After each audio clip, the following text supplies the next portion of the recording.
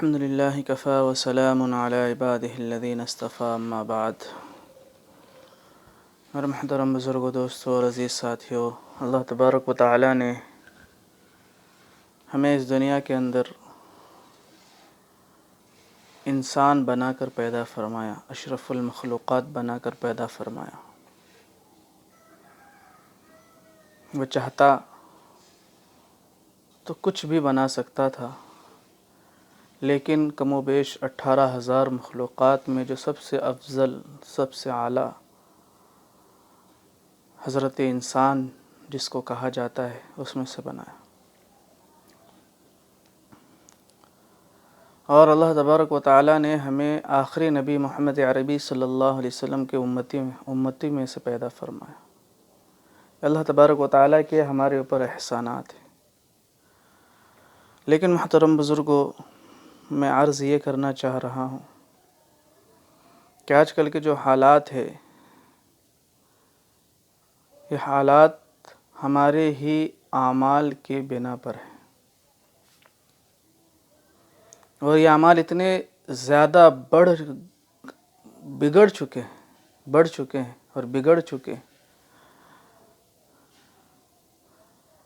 کہ جس کی وجہ سے اللہ کا عذاب ہمارے اوپر آ رہا ہے۔ اب اس کی وضاحت کی ضرورت نہیں کہ کس طریقے کا عذاب آ رہا ہے۔ ہر ایک انسان جو ہے آج سوشل میڈیا پر اتنا ایکٹیو ہے کہ اس کو ہر ایک چیز کی خبر ہو رہی ہے، کس طریقے سے نشانہ بنایا جا رہا ہے، ٹارگٹ بنایا جا رہا ہے۔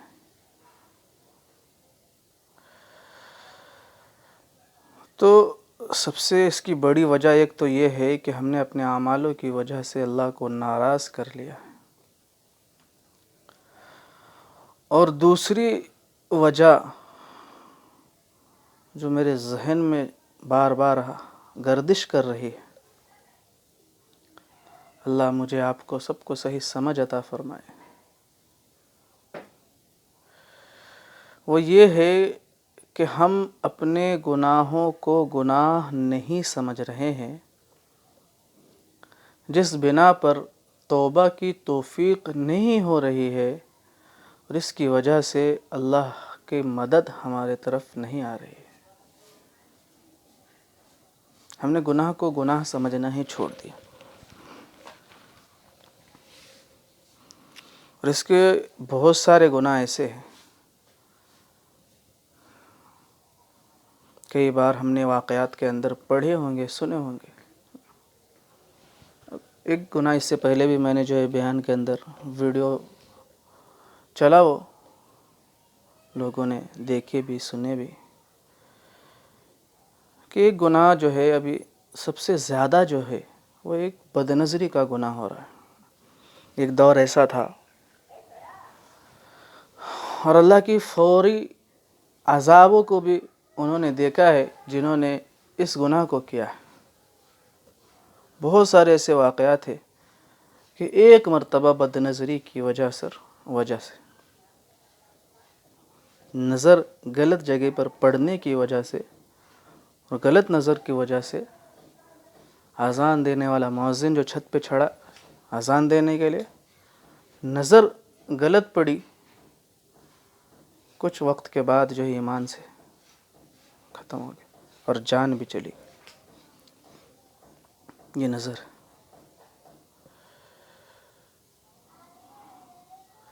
اور اس کا ہم کھلے عام بغیر سوچے سمجھے، ایک واقعہ نظر پہ سے گزرا تھا کہ ایک بہت بڑے بزرگ تھے، ان کا ایک جو ہے خادم تھا، وہ خادم جو ہے ان کے ساتھ میں چل رہا تھا، وہ ساری چیزوں کا جاننے والا بھی تھا،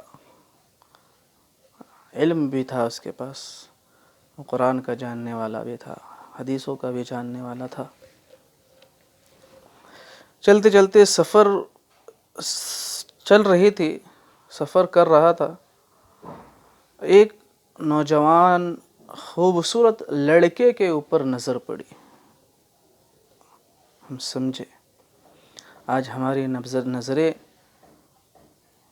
اس طریقے سے ہو چکی ہے جیسا بھوکا کتا ہوتا ہے جو ہر جگہ اپنی بھوک کی تلاش میں منہ مارتا ہے. بس آج ہماری نظریں اس طریقے سے. تو صرف غلط بات دل کے اندر آئی اور اس غلط بات کے دل پہ آنے پہ جو بدنظری ہوئی نوجوان لڑکے کے بارے میں، لڑکی نہیں، ایک خوبصورت لڑکا تھا، اس کو دیکھ کر دل کے اندر یہ بات آئی اور زبان سے یہ الفاظ نکلے کہ اتنا خوبصورت نوجوان ہے اور یہ جہنم میں جلے گا. اللہ نے ساری چیزوں کو سلب کر دیا، ختم کر دیا جو چیز تھا اندر. اب تو ہم تو بد نظری کرتے ہی نہیں، بولے ہم راستے پہ بیٹھتے نہیں ہیں، راستے پہ چلتے نہیں ہیں، چلے بھی تو اپنی نظروں کو جھکا کر چلتے. بہت اچھی بات ہے، ماشاءاللہ. اللہ ہر ایک کو ایسی جو ہے توفیق عطا فرمائے. اب معاملہ ایسا ہو چکا ہے کہ ہم راستوں پر بد نظری نہ کرتے ہوئے ہم موبائلوں کے ذریعے سے بد نظری کر رہے ہیں. وہاں پہ کوئی دیکھنے والا نہیں، وہاں پہ کوئی سمجھانے والا نہیں، وہاں پہ کوئی پوچھنے والا نہیں. اکیلے کے اندر، تنہائی کے اندر کیا کیا کر رہے ہیں، کیا کیا دیکھ رہے ہیں، اور ہم مطمئن ہیں کہ ہم ایمان والے ہیں، ہمارا ایمان باقی ہے. ایسے تو گناہ ہے، اور اس کو آج ہم گناہ بھی نہیں سمجھتے. اس کو آج ہم گناہ بھی نہیں سمجھتے. موبائل بہت اچھی چیز ہے، استعمال کی چیز ہے، لیکن جتنی ضرورت ہے اتنی. ایک اللہ والے کے زبان سے سنا، ہائے ایسے درد بھرے انداز میں فرما رہے تھے کہ دیکھو آج پہلی صف میں نماز پڑھنے والا، تکبیر اولیٰ کے ساتھ میں نماز پڑھنے والا، ہر ایک نماز کو پابندی کے ساتھ میں، پانچوں وقت کی نمازوں کو پابندی سے پڑھنے والا کل جو ہے جہنم کے اندر جا رہا ہوگا. کسی نے پوچھا کہ حضرت یہ کیا، کیسے ہوگا، کیوں ہوگا؟ فرمایا تنہائی کے گناہوں کی وجہ سے، موبائلوں کے گناہوں کی وجہ سے، اکیلے کے گناہوں کی وجہ سے. یہاں عوام کے سامنے تو تکبیر اولیٰ کے ساتھ میں نماز پڑھ رہا ہوگا، لیکن اس موبائل میں اس طریقے سے لگا ہوگا کہ تنہائی کے اندر وہ گناہ کر رہا ہوگا، اور اس کی بنا پر وہ جہنم میں جائے گا. ہم تو اس کو گناہ سمجھ رہے نہیں، اور پھر ہم تڑپ رہے کہ ہمارے اوپر ساتھ جو ہے اللہ کی مدد کیوں نہیں آ رہی. اتنا ستایا جا رہا ہے، اتنا جو ہے پریشان کیا جا رہا ہے، اتنا مارا اور کاٹا جا رہا ہے، اور پھر ہم کوشش کر رہے ہیں اور اللہ سے دعائیں کر رہے کہ اللہ مدد آ جائے. مدد کیسے آئے گی کہ جب ہمارے اعمال اس طریقے سے پہنچے، اللہ کو ناراض کر بیٹھے. پہلے جو ہے صحابہ کرام کی زندگیوں کو اٹھا کر دیکھے، اللہ والوں کی زندگیوں کو اٹھا کر دیکھے، کوئی غلطی ہو جاتی تھی، کوئی خطا ہو جاتا تھا، کوئی گناہ ہو جاتا تھا، تو جب تک اس کو پاک نہ کر لے چین نہیں آتا تھا. آج ہم گناہ کر کر مطمئن بیٹھے اور اس کو گناہ بھی نہیں سمجھ رہے. پھر یہ کیسے ہو سکتا، کیسے ہو سکتا؟ آج ہر آن ہر لمحہ ہم گناہ کے اندر ملوث ہے، پھر بھی مطمئن ہے کہ ہم ایمان والے ہیں، کل ہمارا حساب کتاب ہونا ہے. یہ چیز ہمارے ذہنوں میں بھی نہیں ہے. اتنے گناہ کر رہے، بلکہ آج تو گناہ عام ہو چکی ہے، اور اتنا عام ہو چکا ہے کہ ہر ایک کو گناہ کرنا آسان ہو چکا. اور اتنے سارے گناہ کر کے پھر ہم سوچ رہے کہ ہمارے پاس اللہ کی مدد کیوں نہیں آ رہی. پہلے جو تھے بنی اسرائیل کا واقعات اٹھا کر دیکھے، ہے نا، کوئی گناہ ہوتا تھا تو اللہ کی طرف سے حکم ہوتا تھا کہ اس کی یہ سزا ہے، اس کی یہ سزا ہے، اور وہ خوش ہوتے تھے کہ ہمارے گناہوں کی سزا یہیں پہ مل جا رہی، کل آخرت میں کوئی اس کا جو ہم سے پوچھ گچھ نہ ہوگی. اللہ کے نبی صلی اللہ علیہ وسلم کے زمانے کے اندر ایک عورت آئی کہ اللہ کے نبی مجھ سے گناہ ہو گیا. آج گناہ کر کر کے گھروں کے اندر بیٹھے ہوئے، سکون سے بیٹھے ہوئے، اطمینان سے بیٹھے ہوئے، کوئی پرواہ ہی نہیں کہ اس گناہ کی کیسے اصلاح کی جائے، کیونکہ ہمارے اندر سے اللہ کا ڈر ختم ہو چکا ہے. اس وجہ سے آج اللہ ہمارے ساتھ میں نہیں ہے، ہماری مدد کو نہیں آ رہا ہے. ان کے دلوں میں اللہ کا ڈر تھا، وہ یہی چاہتے تھے جو کچھ ہے دنیا کے اندر ہی نپٹ جائے کہ تاکہ کل قیامت کے دن ہمیں کوئی سوال جواب نہ ہو۔ اللہ کے نبی نے اعراض فرمایا نہیں کچھ ہو گیا ہوگا، ہاتھ سے کچھ غلط ہو گیا ہوگا، اور سامنے اللہ کے نبی مجھ سے گناہ ہو گیا۔ ہائے کیسے تھے وہ کہ جو کچھ ہے یہیں پہ نپٹ جائے، بار بار اصرار کرنے کے کیا۔ پھر اللہ کے نبی نے فرمایا، پوچھا کہ اس کے کیا ثبوت ہے؟ اللہ کے نبی تو یہ چاہ رہے تھے کہ کسی طریقے سے جو وہ یہ چلی جائے، کیونکہ اس کا جو سزا ہے وہ بہت سخت ہے، اور یہ ہونا ہی ہونا ہے۔ اگر یہ ثابت ہو جائے تو سزا تو دینی ہی دینی ہے، سزا تو پورا کرنا ہی کرنا ہے، قرآن کا حکم ہے۔ اللہ کے نبی میرے گناہ کے ثبوت یہ ہے کہ میں حمل سے ہوں۔ اللہ کے نبی نے پھر فرمایا کہ اچھا دیکھ گناہ تو نے کیا ہے، اس بچے نے تو کچھ نہیں کیا، کہ جب بچہ پیدا ہو جائے نا پھر آنا، میرے اور آپ کے جیسا ہوتا تو اچھا موقع ہے، کیا کیا کر لیتا، کیا کیا کر گزرتا۔ اب جب بچہ پیدا ہو گیا، اب فوراً بچہ پیدا ہونے کے کچھ وقت کے فوراً بعد ہی پہنچے اللہ کے نبی، بچہ ہو گیا اب مجھے پاک کر دیجئے۔ وہ ڈرتے تھے اللہ سے، اللہ کا ڈر ان کے دلوں میں تھا کہ جو بھی معاملہ ہے یہیں پہ نپٹ جائے، اللہ کے نبی پاک کر دیجئے۔ اللہ کے نبی نے فرمایا کہ دیکھ اس بچے کو کون کھلائے گا پلائے گا، تو جب یہ کھانے پینے والا ہو جائے تب تک تجھے اس کی کفالت کر، اس کی دیکھ بھال کر، پھر آنا۔ اب 2 سال 2.5 سال ہیں، پہلے یہ 1 سال 9 مہینے کی بعد بچہ ہوا، اور اس کے بعد پھر اور 2 2.5 سال ہے۔ ہم تو کل کے گناہ کیے ہوئے آج بھول گئے، کل کے گناہ ہمیں یاد نہیں ہے، پرسوں ہم نے کس کو ستایا تھا ہمیں یاد نہیں ہے، کس کے دل کو دکھایا تھا ہمیں یاد نہیں ہے، کس کے ساتھ میں بدسلوکی کی تھی ہم نے یاد نہیں ہے، علماء کرام کو ہم نے طعن و تشنیع کی تھی ہمیں یاد نہیں ہے، ایسے بڑے بڑے گناہ کیے ہمیں یاد نہیں ہے، ہم بھول گئے۔ لیکن ان کے اندر جذبہ تھا کہ جو کچھ ہے یہیں ہو جائے۔ اب جب بچہ کھانے پینے والا ہو گیا تو ثبوت کے طور پر اس بچے کے ہاتھ میں ایک روٹی کا ٹکڑا پکڑایا اور لے کر پہنچے اللہ کے نبی، اب یہ کھانے پینے والا ہو گیا، اب پاک کر دیجئے۔ اب اللہ کے نبی نے اجازت فرمائی کہ چلو بھائی تیاری کرو، چلو اب تیاری کرو۔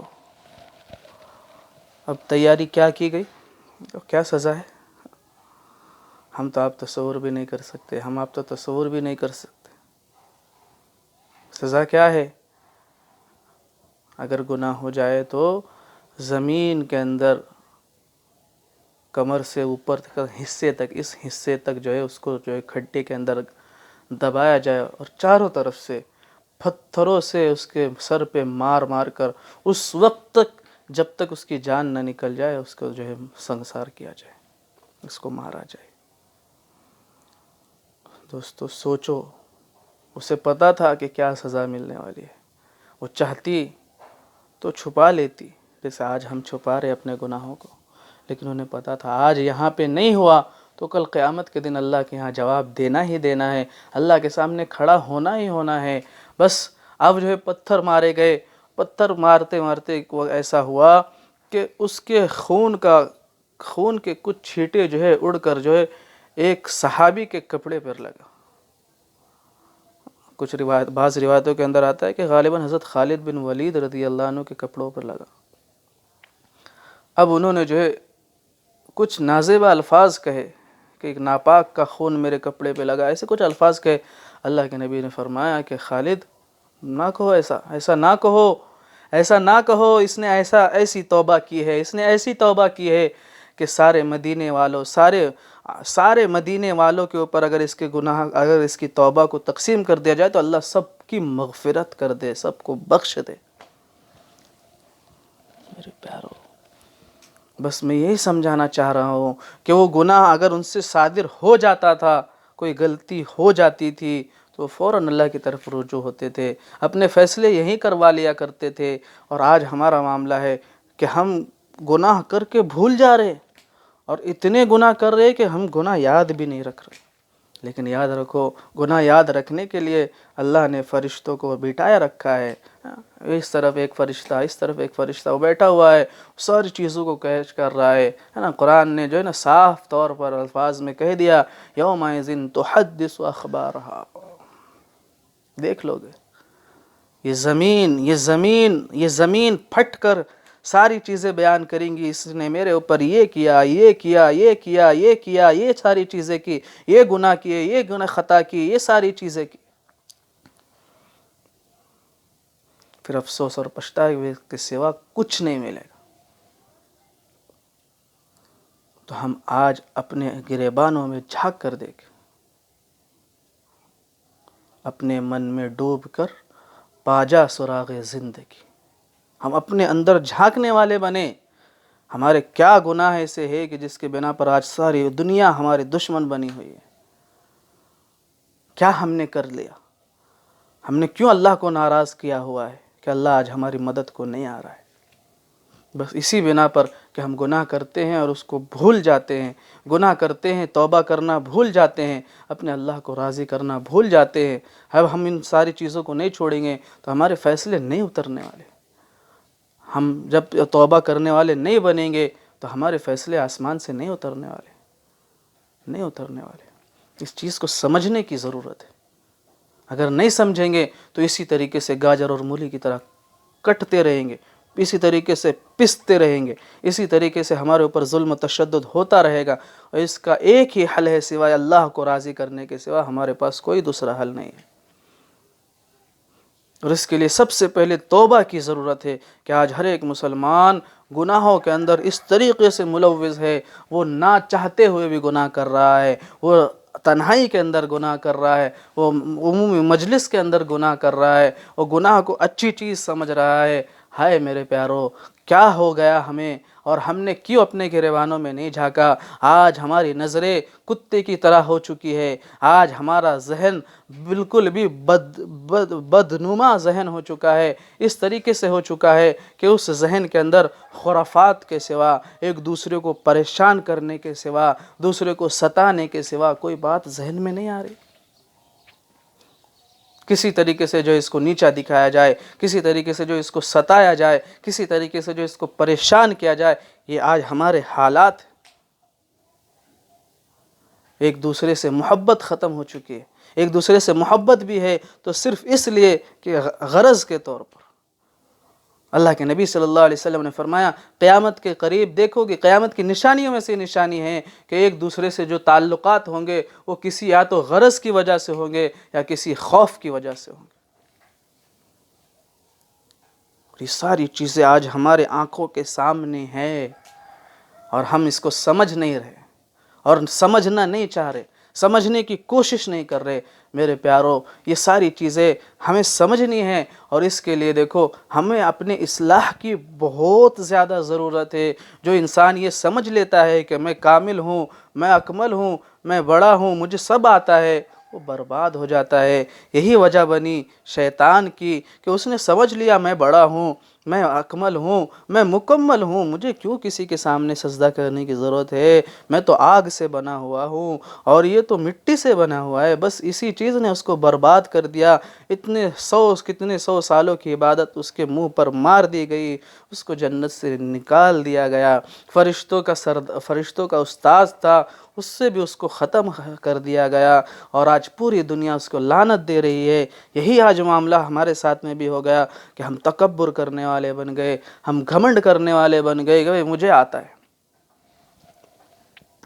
تھوڑی سی دو چار کتابیں کیا پڑھ دی، تھوڑا سا وقت کیا لگا لیا کہ ہم اپنے آپ کو بڑا سمجھنے لگے.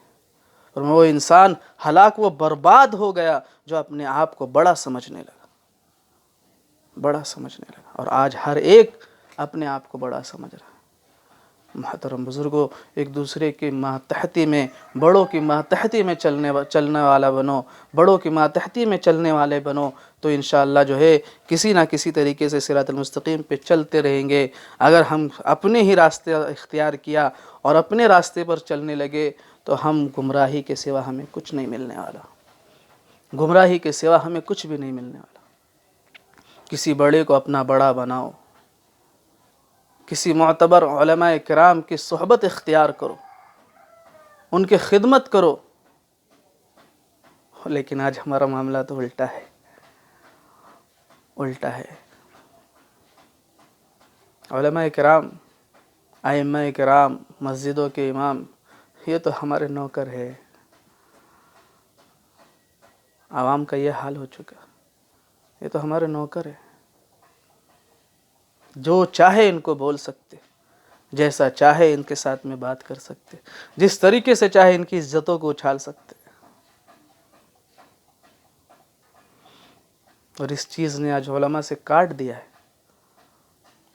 کاٹ دیا ہے عوام کو. اللہ ماشاء اللہ کچھ لوگ ہیں جو علماء کی قدر کرنے والے ہے ماشاء اللہ.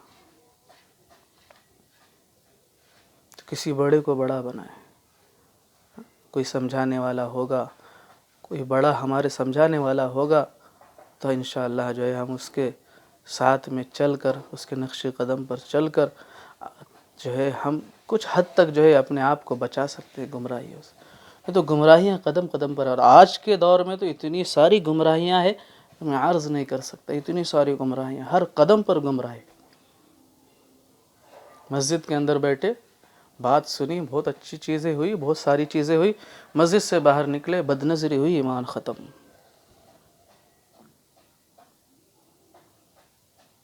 ایک اللہ والے کی زبان سے سنا کہ جو اپنی نظروں کی حفاظت نہیں کر سکتا وہ اپنے ایمان کی بھی حفاظت نہیں کر سکتا. یہ تو گمراہی ہوں گی.